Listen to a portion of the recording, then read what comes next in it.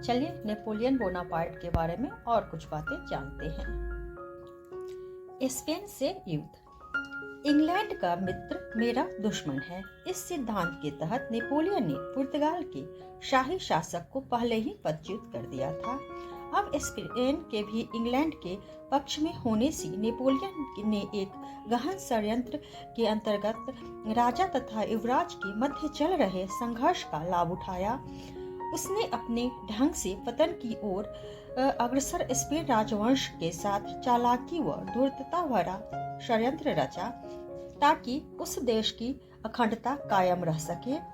अपनी योजनाओं की पूर्ति में वह इतना खो गया कि स्पेन के युवराज के प्रति कोई सहानुभूति न रखने वाली निर्दोष जनता तक को भूल बैठा। नेपोलियन ने पहले स्पेन के युवराज को भड़काया तथा बाद में उसे अपने पिता का समर्थन करने के लिए भी मजबूर कर दिया। अंत में बायोनी में सभी दलों की बैठक में ध्वंस व धूर्ततापूर्वक यह निश्चित कर लिया कि स्पेन का राजमुकुट उत्तराधिकार में उसे मिलेगा। नेपोलियन ने इंग्लैंड पर आक्रमण करने की मंशा से जिब्राल्टर से लेकर कटारों तक के समुद्र तटीय भूमध्य रेखा के प्रायद्वीप स्वयं ले लिए। इसके लिए उसने स्पेन से युद्ध भी किया था। इस उपलक्ष्य में उसने मेटरनिक से कहा था, क्या तुम जानते हो कि मैं स्पेन पर आक्रमण क्यों कर रहा हूँ? मेरे लिए अपने पीछे सुरक्षा सुनिश्चित करना जरूरी है।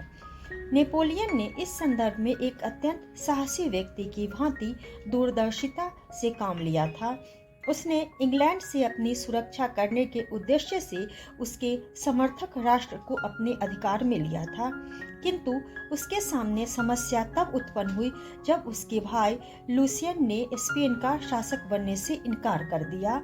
तब नेपोलियन ने नेपल्स के राजा और अपने भाई जोसेफ को स्पेन की राजगद्दी पर बैठाया।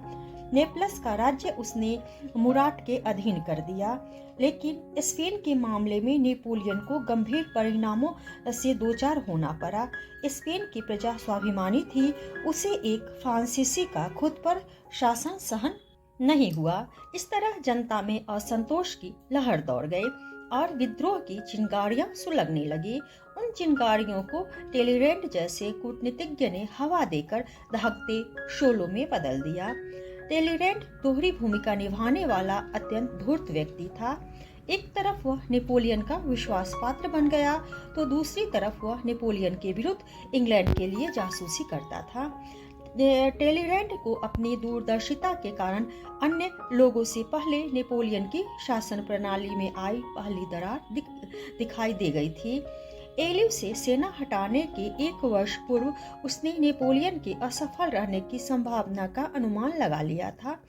एक महत्वाकांक्षी एवं महान प्रशंसक के रूप में उसने स्थिति का अनुमान लगाकर शीघ्रता से किसी देशद्रोही की आशंका को परख लिया था।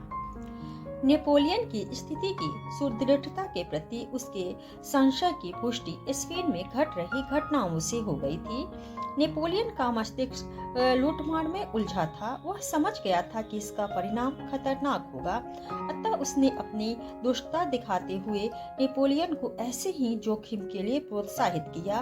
टेलीरेंट ने देखा कि लुई के सत्ता काल से ही स्पेन फ्रांस शासकों के दबाव में है। उसने नेपोलियन के सामने उसके साहस की इतनी प्रशंसा की कि नेपोलियन इन झूठे तर्कों से उत्साहित हो उठा और इंग्लैंड के साथ युद्ध करके कैटेलोनिया को अपने अधिकार में लेने का निश्चय कर लिया।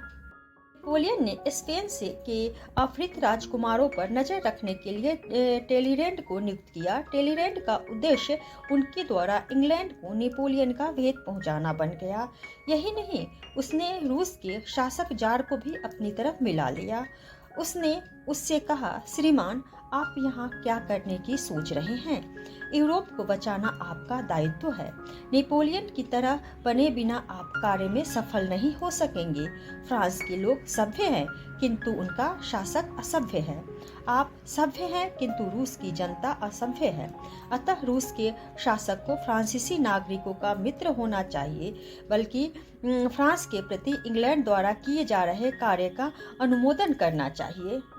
इधर टेलीरेंट स्पेन वासियों को भी नेपोलियन के विरुद्ध भड़काता रहा, क्योंकि ब्रिटेन की ऐसी मंशा थी जिसका परिणाम यह हुआ कि पूरे स्पेन में राष्ट्रीयता की लहर उठी और युवा वर्ग गुरिल्ला युद्ध में शामिल हो गया।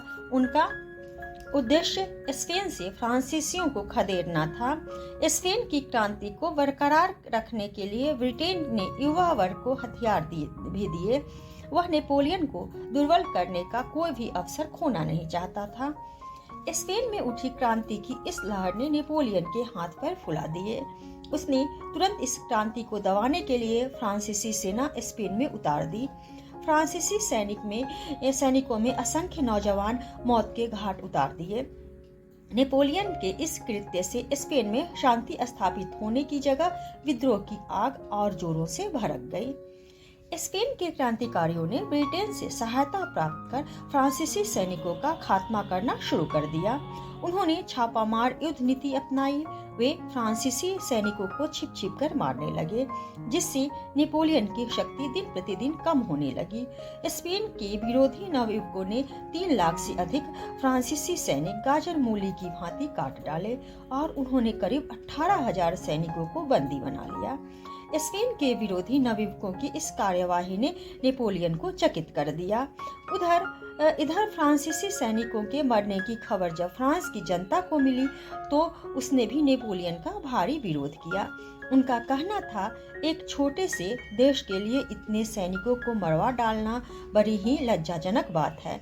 लगता है कि हमारा सम्राट पागल हो गया है, जो बिना सोच विचार किए अपने सैन्य बल को शत्रु देश में झोंक देता है। वैसे भी स्पेन हमारा शत्रु नहीं है, वहाँ के लोग स्वाभिमानी व शांति प्रिय हैं। फिर क्या जरूरत आ पड़ी थी फ्रांस के शासक को उसे अपने अधीन करने की। किसी स्वतंत्र देश से उसकी स्वाधीनता छीनना कहाँ का न्याय है। माना कि नेपोलियन अत्यंत शक्तिशाली और महान योद्धा है, इसका मतलब यह कदापि नहीं है कि कोई भी देश सहज ही उसकी गुलामी कबूल कर लेगा और उसे व उसके भाइयों को अपना शासक बना लेगा। स्वाभाविक है कि यदि सांप की पूंछ पर पैर रख दिया जाता है तो वह उलटकर काटेगा ही। फ्रांस में भड़क रही नेपोलियन के प्रति इस आग में भी टेलीरेंट का ही हाथ था। 5 दिसंबर 1808 में नेपोलियन ने मैड्रिड पर आक्रमण कर दिया। उसका मानना था मैड्रिड को अपने अधीन कर वहां अपनी शांति का प्रदर्शन करके वह स्पेन वासियों को डरा देगा, जिससे वह विद्रोह का मार्ग छोड़कर नेपोलियन से टकराने के स्थान पर उसके आगे झुक जाएंगे। मगर इसका परिणाम इतना भयंकर निकला जिसकी नेपोलियन ने स्वप्न में भी कल्पना नहीं की थी। उसकी इस महत्वाकांक्षा ने उसके मित्र राष्ट्रों को उससे विमुख कर दिया था। सबने मिलकर फ्रांस के इस तानाशाह को सबक सिखाने की ठान ली और उससे निजात पाने के लिए ब्रिटेन के समर्थक बन गए। टेलीरेंट ने नेपोलियन के विरुद्ध अपनी कार्यवाही तेज कर दी थी। उसने नेपोलियन के विश्वासपात्र सहयोगियों को नेपोलियन के विरुद्ध कर दिया था, जिसका परिणाम यह हुआ कि फ्रांस में नेपोलियन के विरुद्ध साजिशें रची जाने लगी। संयोग से टेलीरेंट की साजिश की भनक नेपोलियन की मां को लग गई और उसने इसकी खबर नेपोलियन को कर दी। अपने सबसे विश्वासपात्र कहे जाने वाले टेलीरेंट की सच्चाई जानकर नेपोलियन का क्रोध 7वें आसमान पर जा पहुंचा और वह तुरंत ही पेरिस पहुंच गया। तो आज के लिए इतना ही। अगर आप लोगों को यह वीडियो पसंद आए तो वीडियो को लाइक करें और चैनल को सब्सक्राइब करें।